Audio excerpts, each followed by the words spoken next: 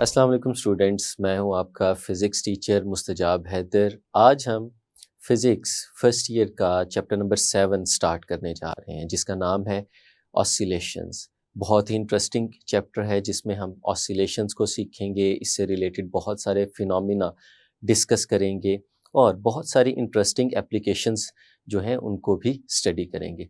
तो चलते हैं, अपना लेक्चर स्टार्ट करते हैं। तो स्टूडेंट्स, हम लोग स्टार्ट करते हैं ऑसिलेशंस के साथ। सबसे पहले जो चैप्टर का नाम है वो है ऑसिलेशंस। तो हमें पता होना चाहिए कि ऑसिलेशंस या ऑसिलेटरी मोशन क्या होती है, हम इसको समझ लें। अगर आपके पास कोई भी एक ऑब्जेक्ट है और वो ऑब्जेक्ट एक इक्विलिब्रियम पोजीशन पे मौजूद है और उस इक्विलिब्रियम पोजीशन को हमने मीन पोजीशन का नाम दिया हुआ है और हम उस ऑब्जेक्ट को इस तरह से मूव करते हुए देखते हैं कि वो उस इक्विलिब्रियम पोजीशन से आगे और पीछे, ऊपर और नीचे या किसी भी डायरेक्शन में मूव कर रहा होता है और उसकी मोशन जो है वो टू एंड फ्रो होती है।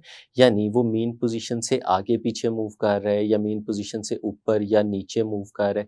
तो इस तरह की जो मोशन हमारे पास होती है, हम उस मोशन को ऑसिलेशंस का नाम देते हैं या उसे ऑसिलेटरी मोशन कहते हैं। और वो ऑब्जेक्ट जो इस तरह की मोशन परफॉर्म कर रहा होता है, हम उस ऑब्जेक्ट को ऑसिलेटर कहते हैं। तो अगर हम इसे डिफाइन करें तो हम इस तरह से कह सकते हैं कि if an object moves in such a way that it moves to and fro about a mean position, कि अगर कोई ऑब्जेक्ट एक मीन पोजीशन से आगे और पीछे मूव कर रहा हो तो इस तरह की मोशन उसकी ऑसिलेटरी मोशन कहलाती है। अब इस ऑसिलेटरी मोशन को अगर हम देखें तो हमें इसकी बहुत सारी एग्जाम्पल्स नज़र आती हैं। उन एग्जाम्पल्स को हम लोग यहाँ पे डिस्कस कर सकते हैं। कैसी-कैसी एग्जाम्पल्स हो सकती हैं?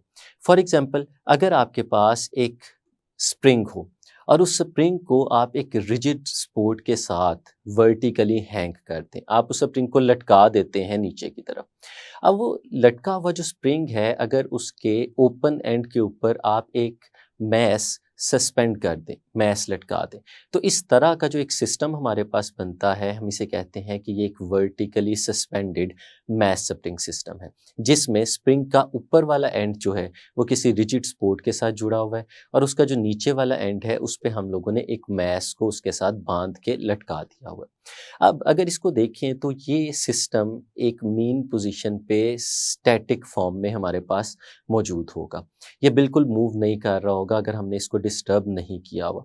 लेकिन अगर हम कुछ इस तरह से करें कि ये जो मैस स्प्रिंग के साथ अटैच्ड है, हम इस मैस को वर्टिकल डायरेक्शन में नीचे की तरफ पुल करें और एक सर्टेन डिस्टेंस तक पुल करने के बाद इसे रिलीज कर दें, तो आप लोग ऑब्जर्व करेंगे कि क्या होगा कि ये मैस ऊपर की तरफ वापस जाएगा और फिर जिस जगह पे ये मेन पोजीशन पे मौजूद था वहाँ पे रुकेगा नहीं, बल्कि उससे ऊपर जाएगा और फिर वापस नीचे आएगा और इसकी ये मोशन कंटिन्यूअसली स्टार्ट हो जाएगी, जिसमें हमारा ये जो मैस था, जो सस्पेंडेड मैस था, ये एक मेन पोजीशन जहाँ पे ये इनिशियली मौजूद था उससे ऊपर और उससे नीचे वाली डायरेक्शन में ऑसिलेट करना शुरू कर देगा। ये जो मोशन है ये हमें एक ऑसिलेशन की बहुत अच्छी एग्जांपल प्रोवाइड कर रही है। इसी तरह से हम एक और एग्जांपल भी देख सकते हैं जो हमारी बुक में मेंशन्ड है कि अगर आप एक स्ट्रिंग लें और स्ट्रिंग के एक एंड को बिल्कुल इसी तरह से, जैसे हम लोगों ने स्प्रिंग को एक रिजिड सपोर्ट के साथ बांधा था, इसी तरह से स्ट्रिंग को भी एक रिजिड सपोर्ट के साथ बांध दें और जो स्ट्रिंग है उसके दूसरे एंड पे एक मैस स्फेरिकल फॉर्म में बांध के लटका दें, जिस मैस को हम लोग बॉब का नाम देते हैं, तो हमारे पास ये एक पेंडुलम बन जाएगा, जैसे कि आपको नजर आ रहा है।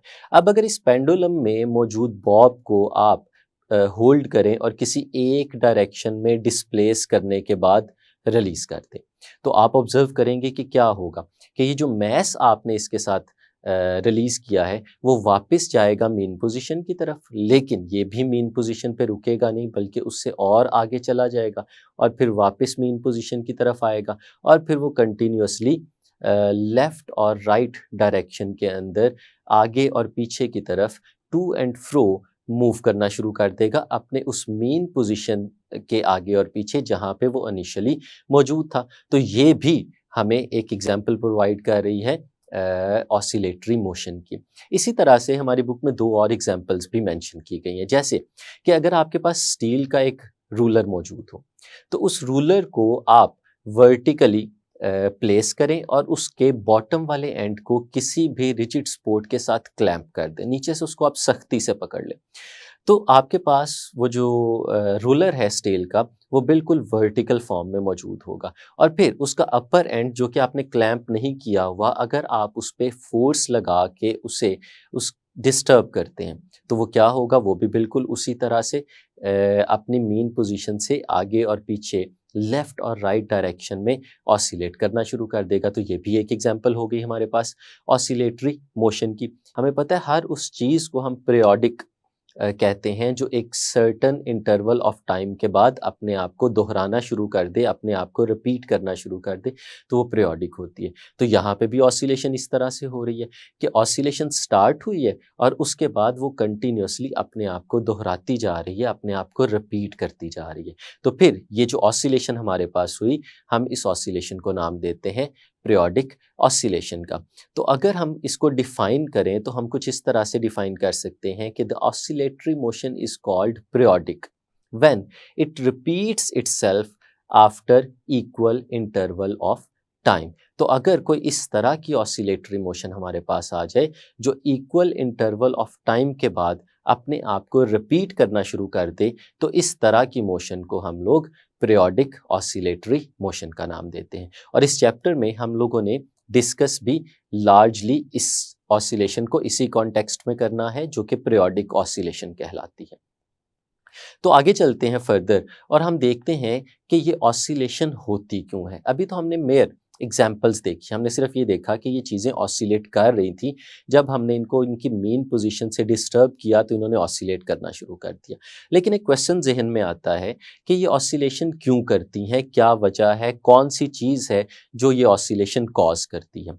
तो इसको अंडरस्टैंड करना हमारे लिए बहुत ज़रूरी है कि जब ये पूछा जाए कि what causes the oscillation, oscillation को क्या कॉज करता है, तो हमारे जहन में फ़ौरन दो चीज़ें आनी चाहिए। दो ऐसे फैक्टर्स हैं जो रिस्पॉन्सिबल होते हैं किसी भी ऑब्जेक्ट के ऑसिलेट करने में। उनमें जो सबसे पहली चीज़ है वो है रिस्टोरिंग फोर्स, यानी कोई भी ऑब्जेक्ट सिर्फ उस वक्त ऑसिलेट करेगा जब उसके पास एक रिस्टोरिंग फोर्स अवेलेबल होगी। रिस्टोरिंग फोर्स क्या होती है, हम कुछ देर में इसकी तरफ आते हैं और इसको एक्सप्लेन करते हैं।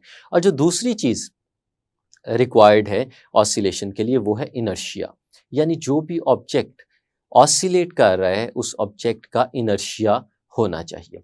हम इनर्शिया को भी इलेबोरेट करते हैं।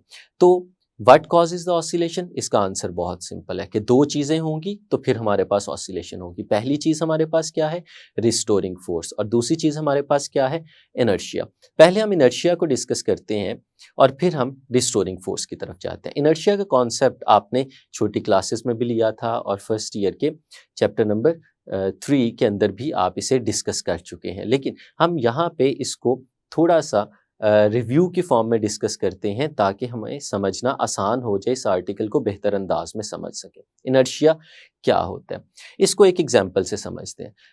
एक मोमेंट के लिए कंसीडर करें कि एक सफेरिकल रॉक है, एक पत्थर है जो सफेरिकल फॉर्म में मौजूद है और उसका साइज बहुत बड़ा है। अगर इस साइज का एक पत्थर हमारे पास सफेरिकल फॉर्म में मौजूद हो और एक इंसान या आप या मैं, हम उसे फोर्स लगा के डिस्टर्ब करना चाहें, यानी उसके रेस्ट की स्टेट को चेंज करना चाहें, इस वक्त वो हमारे पास रेस्ट की स्टेट में मौजूद होगा और मैं ये चाहूँ कि मैं इसको धक्का लगा के, इस पे फोर्स लगा के इसकी रेस्ट की स्टेट को चेंज कर दूँ, तो आप इमेजिन कर सकते हैं कि ये बहुत डिफ़िकल्ट टास्क होगा। इसको हम आसानी के साथ नहीं कर पाएंगे, हमें बहुत ज़्यादा फोर्स लगानी पड़ेगी, फिर जाके हम इस पत्थर की रेस्ट की स्टेट को मोशन की स्टेट में कन्वर्ट कर सकते हैं। बहुत मुश्किल, अदरवाइज़ ये बहुत ज़्यादा मुश्किल हो जाएगा। और इसी तरह से आप इमेजिन करें कि इसी वॉल्यूम का, जिस वॉल्यूम का हम लोगों ने यहाँ पे एक पत्थर लिया है, अगर एग्जैक्टली इसी वॉल्यूम का हम एक और मटेरियल ले लें जो कि फोम है। हमें पता है कि फोमी मटेरियल जो है वो नॉर्मली इस तरह के होते हैं कि वो पोरस होते हैं, उनके दरमियान बहुत ज़्यादा एयर मौजूद होती है और उनकी डेंसिटी बहुत कम होती है। तो अगर आप सेम वॉल्यूम का एक फोम ले लें जो स्फेरिकल हो, बिल्कुल उसी तरह से जिस तरह से हमारा ये एक स्फेरिकल रॉक था, एक पत्थर था, और आप उसको भी मूव करवाने की कोशिश करें, तो आप इमेजिन कर सकते हैं कि हम उसको बहुत थोड़ी फोर्स लगा के, रिलेटिवली पत्थर के मुकाबले में बहुत कम फोर्स लगा के हम उसे मूव करवा सकते हैं। तो ये दो सीन आपके पास आ गए कि एक तरफ आपके पास एक रॉक मौजूद था और एक तरफ आपके पास एक फोम मौजूद था। दोनों का वॉल्यूम सेम था, दोनों की शेप सेम थी और दोनों की स्टेट भी सेम थी। दोनों की स्टेट थी रेस्ट की स्टेट, और हमने इस रेस्ट की स्टेट को कन्वर्ट करना था मोशन की स्टेट में। हम इन दोनों को मूव करवाना चाहते थे। तो हमने देखा कि पत्थर को मूव करवाना हमारे लिए बहुत ज़्यादा मुश्किल था, लेकिन जो फोम था उसको हमने रिलेटिवली आसानी के साथ मूव कर लिया। अब इस एग्जाम्पल को सामने रखते हैं और हम इनर्शिया को समझने की कोशिश करते हैं। इनर्शिया क्या होता है? इनर्शिया किसी भी बॉडी की वो प्रॉपर्टी है जो उसको उसकी करंट स्टेट को रिटेन करने में हेल्प करती है। जैसे इस केस में इन दोनों ऑब्जेक्ट्स की जो करंट स्टेट थी वो स्टेट ऑफ रेस्ट थी, और दोनों ऑब्जेक्ट अपनी इस स्टेट को रिटेन करने की कोशिश करते हैं। हमने न्यूटन का फर्स्ट लॉ ऑफ मोशन पढ़ा हुआ है कि कोई भी ऑब्जेक्ट अपनी स्टेट ऑफ रेस्ट या मोशन को रिटेन करता है अनलेस कि उस पर कोई एक्सटर्नल फोर्स एक्ट करके उसकी स्टेट को चेंज ना कर दे। और इसमें भी यही हो रहा है कि दोनों ऑब्जेक्ट्स अपनी स्टेट को रिटेन करने की कोशिश करते हैं, लेकिन एक ऑब्जेक्ट जो इस केस में स्फेरिकल रॉक है वो अपनी स्टेट को बहुत अच्छी तरह से रिटेन कर पाता है। हमें उसकी स्टेट को चेंज करने के लिए बहुत ज़्यादा एफर्ट करना पड़ रहा है, बहुत ज़्यादा फोर्स लगानी पड़ी। लेकिन दूसरी तरफ जो हमारा फोम है वो अपनी स्टेट को उतनी अच्छी तरह से रिटेन नहीं कर पाता। तो इनर्शिया क्या है? इनर्शिया इन दोनों ऑब्जेक्ट्स की वो एबिलिटी थी जो इनको इनकी स्टेट को रिटेन करने में हेल्प कर रही थी। तो हम बड़ी आसानी से ये चीज़ कह सकते हैं कि जो हमारा रॉक था उसका इनर्शिया ज़्यादा था और जो हमारा फोम था उसका इनर्शिया कम था, क्योंकि रॉक अपनी रेस्ट की स्टेट को फोम की निस्बत बेहतर अंदाज में रिटेन कर पा रहा था। तो हम लोग इनर्शिया को डिफाइन भी कर सकते हैं। It is a property of matter by which it retains it's existing state of rest और मोशन। ये आपके मटेरियल की, आपके मैटर की वो प्रॉपर्टी है जो उसकी एग्जिस्टिंग स्टेट को रिटेन करने में उसकी हेल्प करती है। ये जो एग्जिस्टिंग स्टेट है ये रेस्ट भी हो सकती है और ये स्टेट मोशन भी हो सकती है। इस केस में हमने अभी देखा ये रेस्ट की स्टेट थी। अगर आप इसी एग्जाम्पल को थोड़ा और इलेबोरेट करें और इस फॉर्म में देखें कि आपके पास एक इंक्लाइंड प्लेन है, या आप समझ लें कि एक स्लोप है और उस स्लोप के ऊपर यही दो ऑब्जेक्ट्स मौजूद हैं और ये दोनों वहाँ पे स्लाइड करते हुए नीचे की तरफ आते हैं उस स्लोप से, और आप इन दोनों को रोकने की कोशिश करते हैं। तो आप इमेजिन कर सकते हैं कि किसको रोकना आपके लिए ज़्यादा आसान होगा।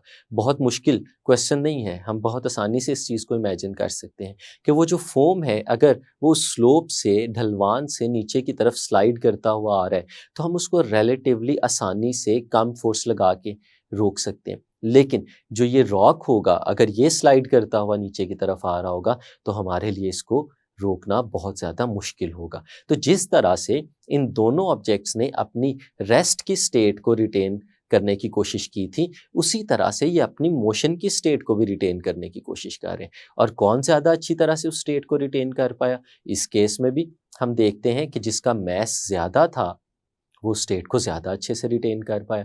यानी जो हमारा रॉक था वो जब रेस्ट पे था तो उसको रेस्ट से मोशन में लेके जाना हमारे लिए मुश्किल था, और जब ये इस स्लोप से नीचे की तरफ स्लाइड करता हुआ आ रहा था तो उसकी स्टेट मोशन थी। तो उसकी मोशन की स्टेट को चेंज करना हमारे लिए बहुत मुश्किल हो गया, यानी वो अपनी स्टेट को ज़्यादा अच्छे से रिटेन कर पा रहा था। और फिर हम लोगों ने ये चीज़ सीखी थी जिसको मैं यहाँ पे बताता हूँ और उसके बाद हम आगे चलते हैं। हमने कहा था कि mass is the quantitative measure of inertia. अगर आप देखना चाहें कि किसी ऑब्जेक्ट का एनर्शिया कम है या ज़्यादा है, किसी का इनर्शिया उसे अपनी स्टेट को ज़्यादा अच्छे से मेंटेन करने की एबिलिटी देता है या नहीं देता, तो आप उसका मैस मेजर कर लें। अगर मैस ज़्यादा होगा तो उसका इनर्शिया भी ज़्यादा होगा, और अगर उसका मैस कम होगा तो उसका इनर्शिया भी कम होगा। तो हम वापस आते हैं इस एग्जाम्पल को जहन में रखते हुए कि हमने ये चीज़ सीख ली कि अगर किसी ऑब्जेक्ट के पास इनर्शिया होगा तो वो ऑब्जेक्ट अपनी रेस्ट या मोशन की स्टेट को रिटेन कर सकता है। तो हमारे पास ऑसिलेटर के लिए भी इनर्शिया होना एक शर्त है। अब इसकी जो पहली कंडीशन आपको बताई थी वो थी रिस्टोरिंग फोर्स। अब हम रिस्टोरिंग फोर्स को थोड़ा सा एक्सप्लेन करते हैं, लेकिन with the help of an example. और एग्जाम्पल हम लोग पहले वाली लेते हैं कि हमने देखा कि हमारे पास एक vertically suspended mass spring system था। अब अगर मैं आपसे कहूं कि इसमें जो मैस सस्पेंड किया हुआ है उस मैस को आप वर्टिकली नीचे की डायरेक्शन में पुल करें, तो पुल करने की वजह से आप बेसिकली क्या कर रहे हैं? जब आप उस मैस को डाउनवर्ड्स डायरेक्शन में पुल करते हैं तो पुल करने की वजह से वो जिस स्प्रिंग के साथ अटैच्ड है आप उस स्प्रिंग को एक्सटेंड करते हैं, स्प्रिंग में एक्सटेंशन लेके आते हैं। और हमें पता है कि जब एक स्प्रिंग को एक्सटेंड किया जाए, उसमें एक्सटेंशन लेके आई जाए, तो उस स्प्रिंग के अंदर एक इलास्टिक पोटेंशियल एनर्जी डेवलप हो जाती है। अब इस केस में वो इलास्टिक पोटेंशियल एनर्जी डेवलप होगी जब हम इस मैस को डाउनवर्ड्स डायरेक्शन में पुल करेंगे। जब वो डाउनवर्ड डायरेक्शन में पुल हो गया तो इलास्टिक पोटेंशियल एनर्जी आ गई। अब एनर्जी क्या होती है? हम लोग इसको भी सीख चुके हैं कि एनर्जी होती है किसी भी बॉडी की वो एबिलिटी जो उसको वर्क करवाती है।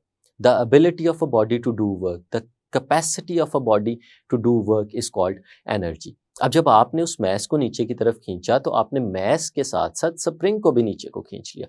स्प्रिंग एक्सटेंड हो गया और इसके अंदर इलास्टिक पोटेंशियल एनर्जी आ गई। अब इसका मतलब है कि स्प्रिंग के पास एबिलिटी है वर्क करवाने की। स्प्रिंग वर्क करवा सकता है। और स्प्रिंग क्या वर्क करवाएगा? आपने स्प्रिंग को उसकी मेन पोजीशन से डिस्टर्ब किया है, आपने उसकी शेप एलोंगेट कर दी है, तो स्प्रिंग क्या करेगा? स्प्रिंग इस मैस को जिसको आपने डाउनवर्ड्स डायरेक्शन में खींचा हुआ था इस पे वर्क करेगा और इसको वापस मेन पोजीशन की तरफ लेके आने की कोशिश करेगा।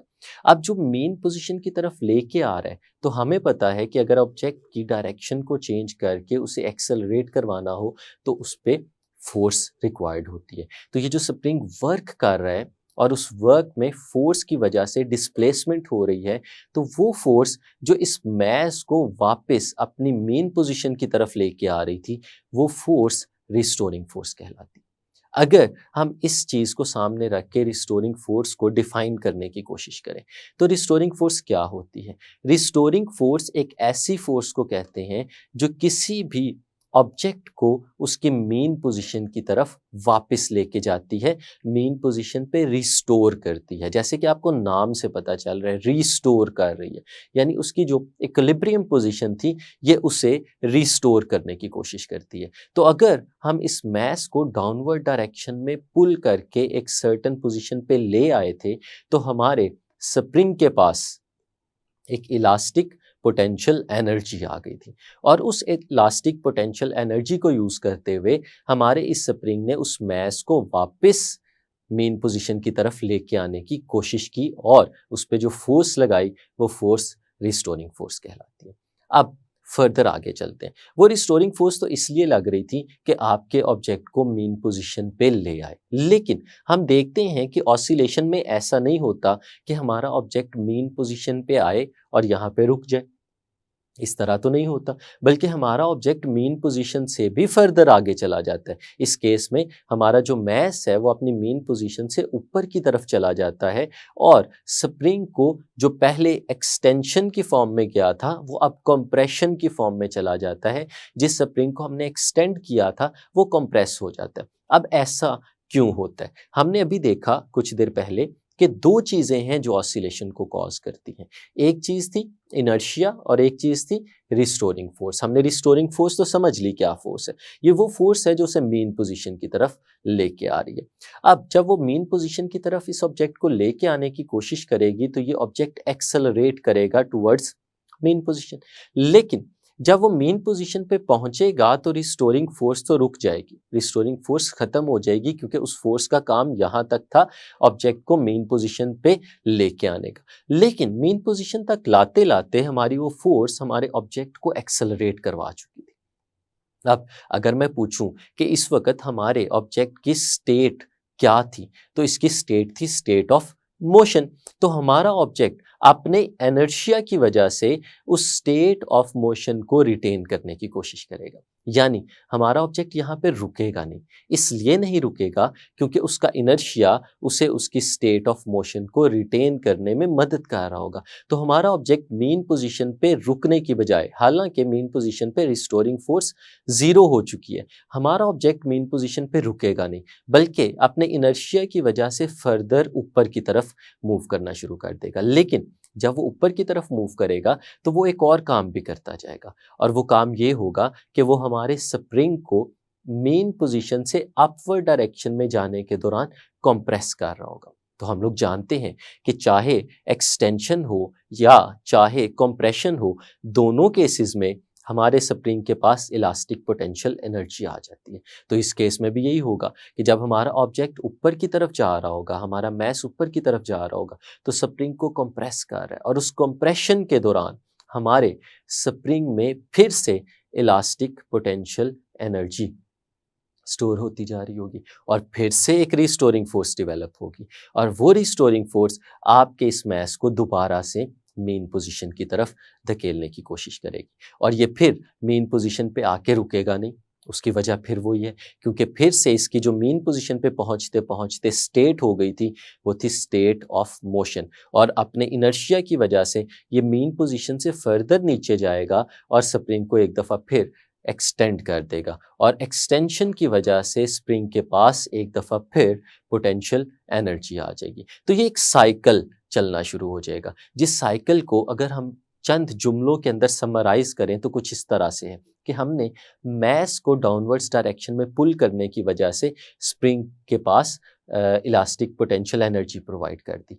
वो जब इलास्टिक पोटेंशियल एनर्जी को यूज़ करता है रिस्टोरिंग फोर्स को क्रिएट करने के लिए और ऑब्जेक्ट को मेन पोजीशन की तरफ लेके आता है, तो मेन पोजीशन पे आपका ऑब्जेक्ट रुक नहीं पाता, क्योंकि उसका इनर्शिया उसे फर्दर ऊपर की तरफ ले जाता है, और फिर जब वो ऊपर चला जाता है तो एक दफ़ा फिर वो उसे इलास्टिक पोटेंशियल एनर्जी दे देता है, और वो फिर इलास्टिक पोटेंशियल एनर्जी उसे वापस नीचे की तरफ लेके आती है, और फिर ये एक साइकिल चलना शुरू हो जाता है और हमारा ऑब्जेक्ट ऑसिलेट करता रहता है। तो ये दो चीज़ें थी जिन्होंने ऑसिलेशंस को कंट्रोल किया था, और ये चीज़ सिर्फ इस मैस स्प्रिंग सिस्टम में नहीं होगी। इसकी जो दूसरी एग्जांपल्स हम लोगों ने देखी है उनमें भी बिल्कुल इसी तरह से होगा, कि जैसे अगर आप एक पेंडुलम देखें, और पेंडुलम में अगर आपका जो बॉब है वो वर्टिकल स्ट्रिंग के साथ सस्पेंडेड फॉर्म में है, तो वो मेन पोजीशन में होगा, और उस पे दो फोर्सेस लग रही होंगी जो उसे बैलेंस कर रही होंगी। वो दो फोर्सेस क्या होंगी? एक उसका वेट होगा जो डाउनवर्ड्स होगा, और एक टेंशन होगी जो अपवर्ड डायरेक्शन में स्ट्रिंग के अंदर मौजूद होगी। लेकिन अगर आप उसको थोड़ा सा डिस्टर्ब करते हैं, उसको लेफ्ट या राइट साइड पे लेके जाते हैं, तो इस केस में क्या होता है? जब आप उसको डिस्टर्ब करते हैं तो अब आपका जो टेंशन है, जो पहले अपवर्ड डायरेक्शन में थी, और जो वेट डाउनवर्ड्स डायरेक्शन में था, वो जो एक दूसरे के इफेक्ट को कैंसिल कर रहे थे, अब वो कैंसिल नहीं कर पाते। अब अगर आप टेंशन देखें तो वो एक सर्टन एंगल बना रही है, और वेट तो हमेशा डाउनवर्ड्स डायरेक्शन में ही होता है। तो इस केस में अगर हम लोग वेट को उसके कंपोनेंट्स के अंदर रिजॉल्व करें, तो हम लोग देखते हैं कि वेट का एक कंपोनेंट तो टेंशन को बैलेंस करेगा, लेकिन दूसरा कंपोनेंट ऐसा होगा जो कि उसको मेन पोजीशन की डायरेक्शन में मूव करवाने की कोशिश करेगा। ये हमारे इसी चैप्टर का एक आगे आर्टिकल है जिसमें हमने बड़ी डिटेल में इस चीज़ को स्टडी करना है। अभी हमें सिर्फ इतनी चीज़ पता होनी चाहिए कि वेट का एक ऐसा कंपोनेंट भी है जो यहाँ पे रिस्टोरिंग फोर्स की तरह बिहेव करना शुरू कर देता है। ये वेट का वो कंपोनेंट है जो आपके इस बॉब को मेन पोजीशन की डायरेक्शन में मूव करवाता है, और फिर जब वो मेन पोजीशन पे पहुंच जाता है तो फिर वो वहाँ पे रुक नहीं पाता, वो फर्दर इनर्शिया की वजह से आगे चला जाता है, और वो लेफ़्ट और राइट डायरेक्शन में ऑसिलेट करना शुरू कर देता है, बिल्कुल उसी तरह से जैसे vertically suspended mass spring system oscillate कर रहा था। और यही काम हमारे पास स्टील के रूलर के केस में भी होता है कि जब हम उसे लेफ़्ट और राइट डायरेक्शन में एक दफ़ा डिस्प्लेस कर देते हैं तो रिस्टोरिंग फोर्स उसे वापस लाती है, लेकिन उसका इनर्शिया उसे फर्दर आगे ले जाता है, और ये भी इसी तरह से ऑसिलेट करता रहता है। इससे आगे चलते हैं। हमारे पास जो ऑसिलेशंस हैं, इन ऑसिलेशन के साथ एसोसिएटेड एक और चीज़ भी होती है जिसे हम लोग कहते हैं वेव। जब भी कोई ऑसिलेटर ऑसिलेट करता है तो उसके साथ एसोसिएटेड एक वेव भी बनती है, एक वेव जनरेट करता है। हम नेक्स्ट आर्टिकल्स में जाके उसको भी फर्दर इलेबोरेट करेंगे, लेकिन अभी हम सिर्फ इसको एज ए इंफॉर्मेशन अपने सामने रखेंगे कि फॉर एग्जांपल जैसे अगर आपके पास कोई भी स्ट्रिंग इंस्ट्रूमेंट हो, जैसे कि आपके पास वायलिन हो सकता है या आपके पास गिटार हो सकता है, जिनमें स्ट्रिंग्स लगी होती हैं और उन स्ट्रिंग्स को आप यूज़ करते हैं डिफरेंट साउंड्स को प्रोड्यूस करने के लिए। अगर किसी एक स्ट्रिंग इंस्ट्रूमेंट को आप डिस्टर्ब करें, तो उसकी जो वायर है जिसको आपने डिस्टर्ब किया है, वो भी तो बिल्कुल इसी तरह से ऑसिलेट करती है, वो भी मीन पोजीशन से टू एंड फ्रो डायरेक्शन में मूव करती रहेगी, तो वो भी एक ऑसिलेशन है और अब इस ऑसिलेशन की वजह से साउंड जनरेट हो रहा है। तो ये हमें पता चला साउंड तो एक वेव है, तो इसका मतलब हुआ कि ऑसिलेशन के साथ एसोसिएटेड एक वेव भी बन गई। तो ये सिर्फ इस केस में नहीं है, जब भी कोई ऑसिलेटर ऑसिलेट करता है तो उसके साथ एक वेव ज़रूर जनरेट होती है और हम ऑसिलेशन को वेव के साथ कंबाइन करके स्टडी करते हैं और अगले आर्टिकल्स में इसे देखेंगे। अभी आपके जहन में सिर्फ ये चीज़ होनी चाहिए कि हर ऑसिलेशन के साथ एसोसिएटेड एक वेव भी मौजूद होती है। इसी तरह से ये ऑसिलेशन बहुत सारी जगहों पे हम ऑब्जर्व नहीं कर पा रहे होते, लेकिन ये ऑसिलेशन मौजूद होती है। तो स्टूडेंट्स, ये था हमारा इंट्रोडक्शन चैप्टर नंबर 7 का ऑसिलेशंस।